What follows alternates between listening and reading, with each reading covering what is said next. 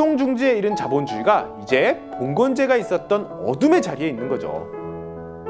시민들은 사적 소유와 시장을 정당화하는 경제학을 비판할 수 있어야 하고, 더 나아가 고위 경영자에게 맡겨둔 노동가정 조직과 시장에 맡겨둔 분배도 스스로 할 수 있어야 합니다. 즉, 시민 모두가 자본주의 사회를 비판할 수 있는 지식인이 어느 정도 되어야 하고, 노동과정과 분배를 조직할 수 있는 경영인이 어느 정도는 되어야 한다는 이야기입니다.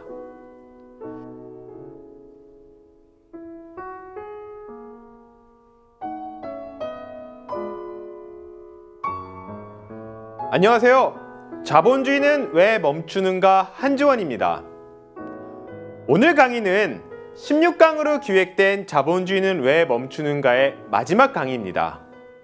벌써 16강까지 왔네요. 오늘 제가 드릴 말씀은 지난 강의들에서 하지 못했던 두 가지 이야기를 해볼까 합니다. 하나는 자본론의 경제 이론을 수식으로 표현해 보는 겁니다. 수학 어려운 수학 아닙니다. 아주 간단한 덧셈, 뺄셈, 곱셈, 나눗셈만 나오는 간단한 수학인데요. 지난 강의에서 몇 번씩 잠깐씩 설명을 했었는데 본격적으로 설명을 드리진 못했던 것 같습니다. 한번 자본론의 경제이론을 아주 간단한 수식을 통해서 언제 어디서든 생각나실 수 있게 짤막하게 한번 정리를 해볼까 합니다. 두 번째 얘기는 21세기 한국 사회를 살아가는 우리 시민들에게 자본론에서 말하는 변화, 자본론이 가르쳐주는 통찰이 과연 어떤 의미인지에 대해서 제 의견을 짧게 이야기해 보려고 합니다. 자, 오늘 마지막 강의 한번 시작해 보도록 하겠습니다. 저는 자본론의 경제이론을 아주 간단하게 표현해봐라, 최고로 간단하게 표현해봐라 라고 한다면 이 식을 들고 싶습니다. 국민소득은 국민소득을 자본스톡으로 나눠준 다음에 자본스톡을 곱해주는 것. 양쪽이 지워지니까 국민소득이 되죠.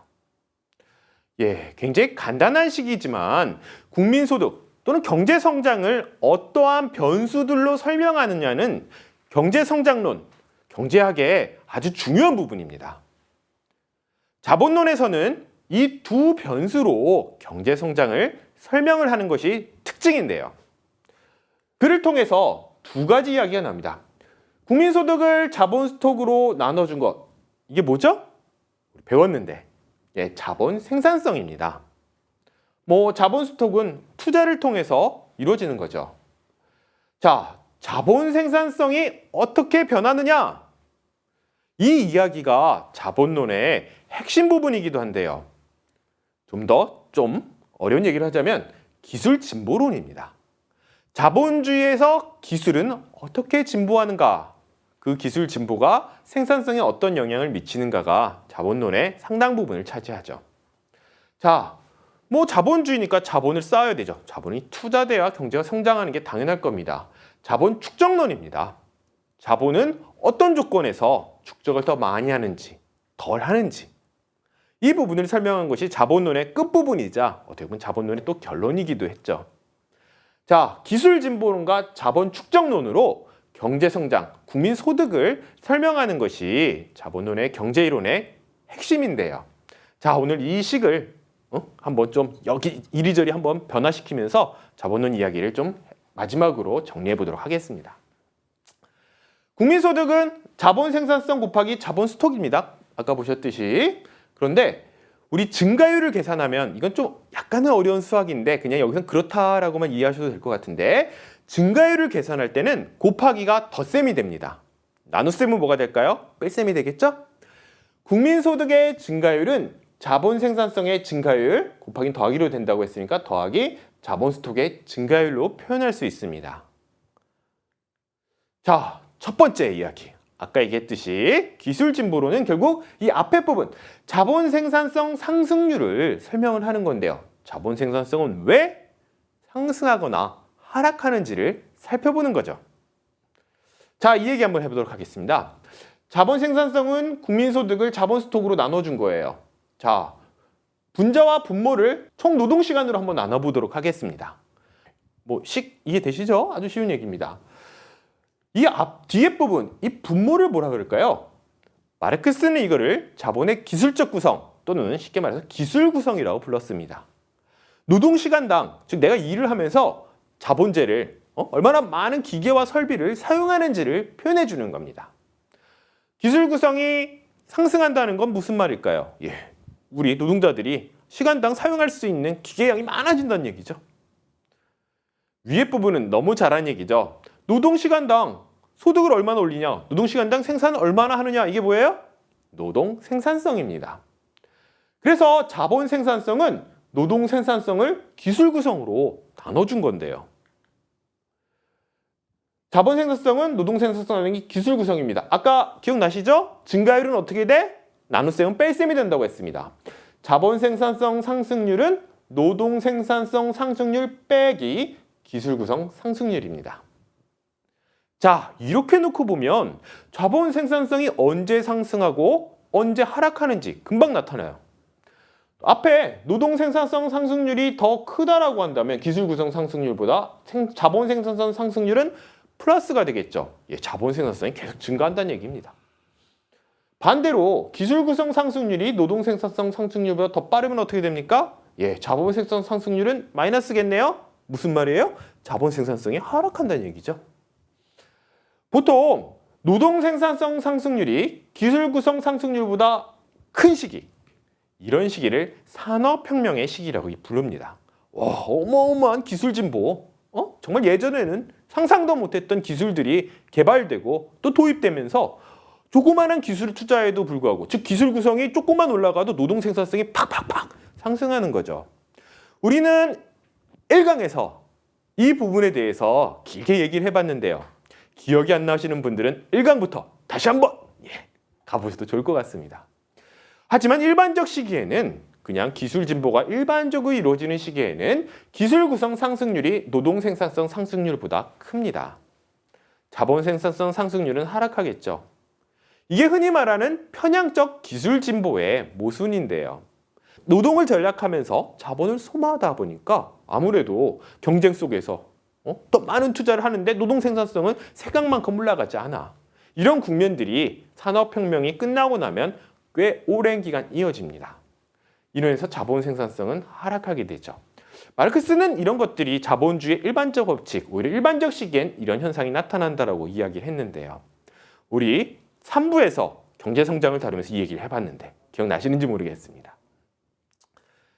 자, 자본 생산성이 상승하고 일반적 시기엔 자본 생산성이 하락합니다. 이게 마르크스가 강조하는 바기도 한데요. 자, 두 번째 부분 한번 이야기를 해보도록 하죠. 아까 국민소득은 자본 생산성 곱하기 자본 스톡이라고 했는데, 자, 이번엔 뒤에 부분, 자본 축적론 부분을 한번 살펴보도록 하겠습니다. 국민소득 증가율은 자본 생산성 상승률 더하기 자본 스톡 증가율이에요. 자본 스톡은 언제, 왜 증가할까요?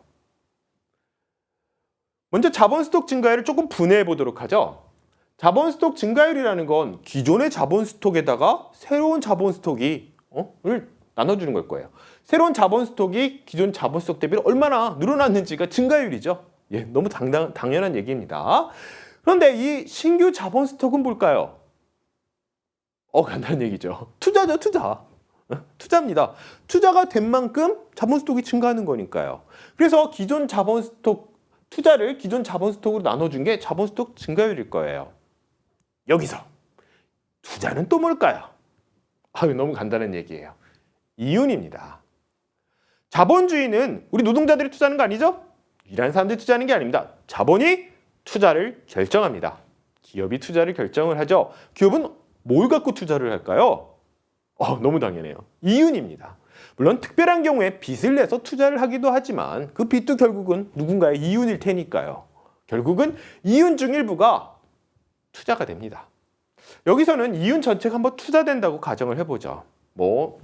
흔히 말해 이윤이 조금 더 유보될 수는 있겠지만 언젠간 투자처를 찾을 테니까요. 자, 결국 자본스톡 증가율은 투자를 기존 자본스톡으로 나누어 준 건데 투자는 이윤이에요. 그럼 자본스톡분의 이윤인데 자본스톡분의 이윤이 뭐죠? 이윤을 자본스톡으로 나눠준 게 뭐야? 우리 맨날 했던 얘기입니다. 바로 이윤율이죠. 이윤율이에요. 이게 이윤율의 정의입니다. 이윤율의 정의예요. 자본 스톡 증가율은 곧 이윤율이라는 겁니다. 이런 얘기가 되네요. 자, 정리해보죠. 자본 스톡 증가율은 이윤율이에요. 이윤율은 이윤 나누기 자본 스톡입니다. 여기에 한번 또 하나 한번 좀 약간 변형을 해보죠. 이윤을 국민소득으로 나눠준 다음에 국민소득을 다시 곱해보는 거예요. 뭐 이렇게 둘 다 상쇄되는 거죠? 예, 똑같은 얘기예요. 자, 이렇게 변형을 해보면 앞에가 뭡니까? 이윤을 국민소득으로 나눠준 걸 뭐라고 부르죠? 예, 우리 소득주도 성장하면서도 한번 했었는데 바로 이게 이윤 분배율입니다. 국민소득을 자본스톡으로 나눠준 건 자본 생산성이라고 부르죠. 곧 자본스톡 증가율은 이윤 분배율 곱하기 자본 생산성이 되는 겁니다. 자, 결론으로 가보죠.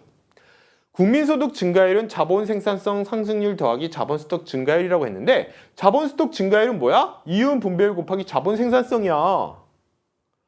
국민소득 증가율은 자본 생산성이 다라는 거죠. 이윤 분배율은 우리가 이전 강의에서도 한번 봤지만 뭐 장기적으로는 크게 변하지 않는다라고 가정을 하니까요. 결국 국민소득 증가율은 자본 생산성이 어떻게 변하느냐에 따라서 결정이 된다는 겁니다. 어떻게 보면 당연한 얘기 같아요. 자본주의니까요. 자본주의는 자본을 통해서 노동 생산성이 상승하고 자본을 통해서 이윤을 얻는 겁니다. 그 이윤이 다시 투자가 되는 거고. 결국 그렇기 때문에 국민소득 증가율, 자본주의에서의 국민소득 증가율은 결국 자본 생산성이란 변수로 결정이 된다라는 게 마르크스의 결론이었습니다. 어떻게 보면 수식을 통해서 보니까 직관적으로 쭉 이해가 되시죠? 자, 그럼 이 자본 생산성은 어떻게 변할까요? 이게 바로 이 자본 생산성의 긴 과정들을 추적하고 어떻게 그 속에 적혀있는 법칙들을 탐구하는 걸 역사과학이라고도 부르는데요. 자, 역사과학적으로 보자면 이런 겁니다. 산업혁명이 발발하면 자본 생산성이 급증을 해요. 쫙 이 국면입니다. 그런데 산업혁명 효과가 끝나요. 아까 보셨죠? 예, 기술 구성이 노동 생산성보다 더 빨리 상승해. 이런 국면이 되면 급강하를 합니다. 그런데 이 급강하 국면에서 하락 속도가 완화되죠. 왜 완화될까요? 우리 설명했었는데 이게 당연히 이윤이 주니까 투자 자금이 딸리죠. 점점 더 딸립니다. 그리고 마지막에 되면 또 다른 산업혁명으로 새로운 순환이 시작되는 것이 아니라고 한다면 자본 생산성이 아주 바닥을 치면서 장기 위기가 펼쳐집니다. 오늘날 세계 경제가 이 상황에 있다고도 볼 수 있는데요. 자, 이런 상황이 되면 자본 스톡은 어떻게 변할까요? 자본 스톡도 결국 자본 생산성의 변수니까요. 자본 생산성을 변수로 하죠. 자본 생산성의 아까 보신 요 그래프를 가지고 한번 뒤집어서 똑같은 식으로 그래프를 그려보면 이렇게 나옵니다. 자본 스톡이 증가하다가 아까 오히려 자본 생산성이 급락하는 시기에 오히려 자본 스톡은 급증을 하고 둔화된 이후에 정체되는 거예요. 우리 이거를 이전 강의에서 전전 강의에서 살펴봤었는데 기억나실 겁니다. 자, 이 각각 국면에 따라서 실제로 정세가 변화하고 정치가 변화하고 노동자들의 삶이나 이런 것들이 전반적으로 변화하는 것들을 살펴보기도 했는데요. 자, 이렇게 국민소득이 어떻게 변하는지를 자본 생산성을 변수로 해서 또는 자본 생산성이 편향적 기술 진보로 인해서 어떤 식으로 변하는지를 가지고 포괄적으로 어떻게 보면 일관된 법칙을 가지고 설명해 볼 수 있었는데요. 경제성장이란 이 두 가지를 곱한 거죠. 이 두 가지가 어떤 식의 곱셈, 이 곱셈 속에서 어떤 일들이 발생하는지가 우리가 자본주의에서 쭉 겪었던 일들이기도 하다는 겁니다. 지금까지 했던 얘기를 한번 짧게 정리해 볼까요? 자본주의 경제성장은 자본의 생산성, 즉 기술 구성 상승 이상의 노동 생산성 상승을 달성하느냐 여부에 달려 있습니다. 자본가의 이윤 분배율이 커지면 경제 성장에 긍정적 영향을 미치죠. 반대로 인구 분배율이 커지면 경제 성장에 악영향을 미칠 겁니다. 자본주의는 자본의 능력에 의한 자본의 몫에 의한 경제입니다. 하지만 자본주의적 기술 진보는 자본의 능력을 저하하고 자본의 몫은 노동자의 투쟁으로 일정하게 유지되는 경향이 있죠. 자본주의는 내적 모순에 의해 성장의 상한선이 있으며 이 상한선에서 위기를 겪습니다. 자, 이것이 마르크스가 자본론에서 펼쳤던 경제 이론의 결론이자 요지일 겁니다. 이제 21세기 한국 사회에서 이러한 결론들, 자본론에서 엄청나게 많은 이야기들을 통해서 했던 이야기들이 어떤 통찰력을 주는지, 우리가 사회 변화를 한다는 건 어떤 의미인지에 대해서 짧게 제 의견을 말씀드려 보도록 하겠습니다. 첫 번째, 세계를 재건하라 라는 말씀을 드리고 싶은데요. 코로나19 사태 이후 경제학자들은 경제의 재시동을 이야기합니다. 하지만 필요한 것은 이전 상태 그대로의 시동은 아닐 겁니다. 가능하지도 않고 바람직하지도 않죠. 우리 시대에 필요한 것은 경제, 사회 체계를 기초부터 새로 만드는 재건입니다. 보통 우리는 큰 규모의 경제적, 사회적 재건을 변혁이라고 부르기도 하죠. 재건의 목표는 당연히 현대 이상인 자유, 평등, 풍요의 증진이라고 말할 수 있습니다. 자본주의가 멈춰선 곳에서 한 발 더 나가는 거죠. 자본에서는 상품화폐를 지향하는 경제를 연합적 생산 양식이라고 불렀습니다. 자본주의적 생산에서는 개별적 노동과 그 노동을 하는 개인이 시장의 화폐를 통해서만 사회적 노동과 사회적 개인이 될 수 있었죠. 하지만 연합적 생산 양식에서는 화폐의 관계가 아닌 시민의 직접적 관계로 개별적인 것들이 사회적인 것들이 됩니다. 그렇다면 생산에서 시민의 직접적 관계는 어떻게 형성될 수 있을까요? 우선 생산수단이 사회적으로 소유되어야겠죠. 생산수단을 한 사람이 사적으로 소유하면 나머지 사람은 그 생산수단에 고용되는 임금 노동자가 될 수밖에 없습니다. 다음으로 협동조합 같은 생산자들의 자주적 조직을 통해 자원 배분과 생산물 분배가 결정되어야 합니다. 상품화폐 시장을 통한 생산은 경제적 불평등과 편향적 기술 진보라는 딜레마를 피할 수가 없습니다. 협동조합이 고도의 지적 능력과 공동체 윤리를 가지면 필요에 따른 생산을 조직할 수 있을 겁니다. 자, 두 번째. 속도보다 방향이 중요합니다. 변혁은 변화의 속도 이전에 방향에 관한 것이고 구체적 정책 이전에 변화를 추동하는 주체에 관한 것입니다. 화폐 물싱 숭배에서 이야기한 것처럼 사적 소유와 상품 시장은 강제가 아니라 시민의 오랜 관성과 자발적 참여로 유지가 되죠. 이러한 경제를 지향한다는 의미는 소유를 통한 동기부여와 시장을 통한 분배 체계 없이도 경제활동에 적극적으로 참여하고 효율적이며 공정한 분배를 이뤄낼 수 있는 새로운 관습과 제도를 만들어낸다는 겁니다. 그런데 이러한 변화는 한 번에 급격한 단절로 이루어질 수 있을까요? 예, 없을 겁니다. 시민 모두가 오랜 기간에 걸쳐 새로운 관습을 만들어야 가능하겠죠. 예로 사람들의 봉건적 태도, 우리 자본주의 이전에 봉건적 태도가 바뀌는데 얼마나 걸렸을까요? 10년, 20년? 아닙니다. 짧아도 200년, 길면 500년입니다.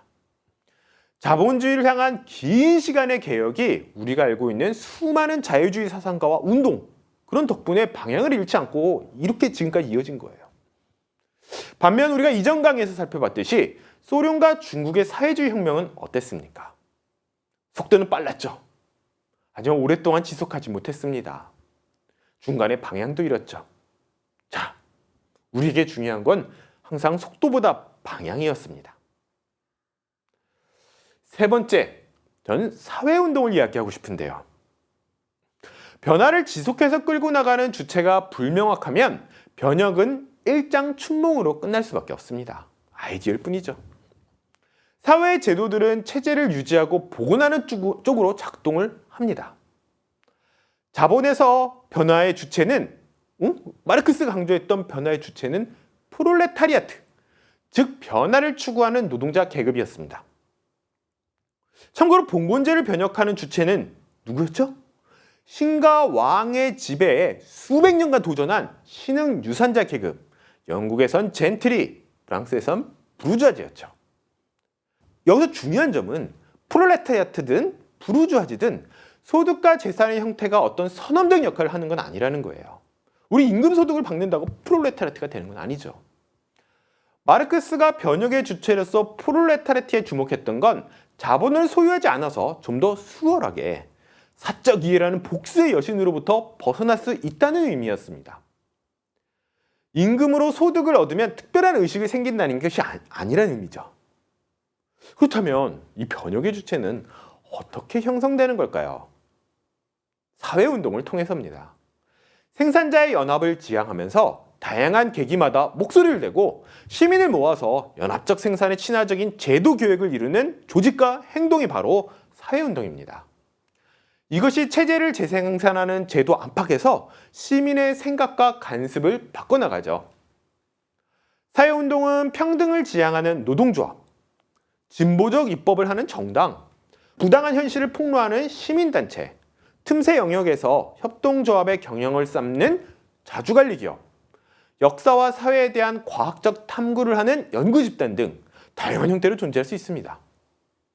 사회운동의 핵심은 그 형태나 운동 대상이 아니라 연합적 생산에 필요한 시민의 덕성을 키워내는 겁니다.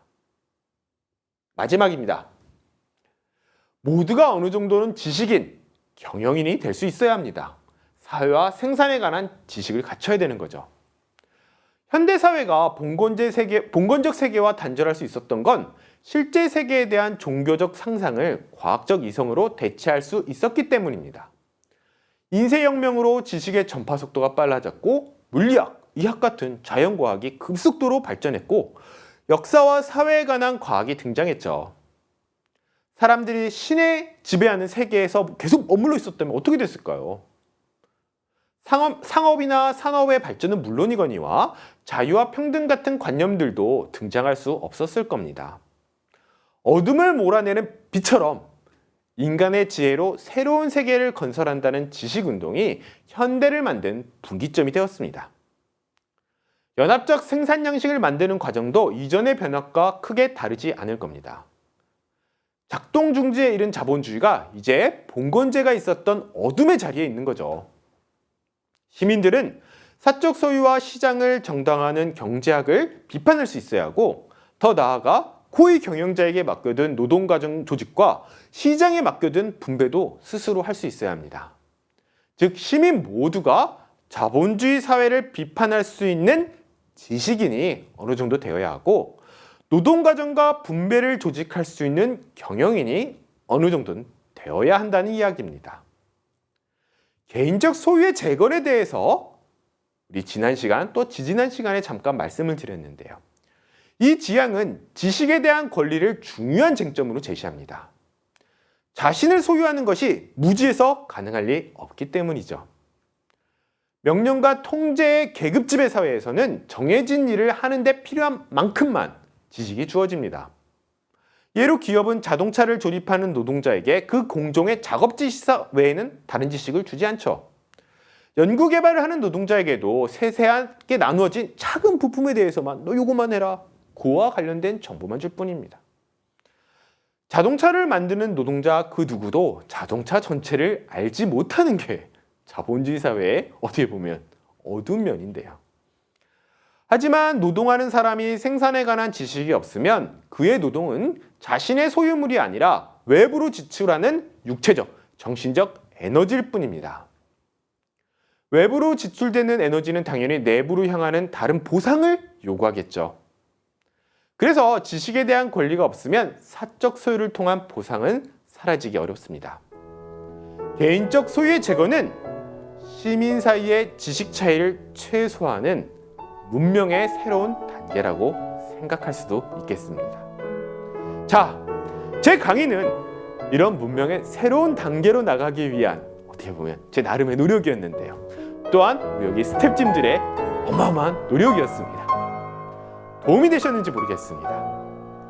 제 강의는 여기서 마치지만 우리 새로운 문명을 건설해 나가는 사회운동에 우리 시청자분들도 함께 해주셨으면 좋겠습니다. 지금까지 자본주의는 왜 멈추는가 한지원이었습니다. 감사합니다.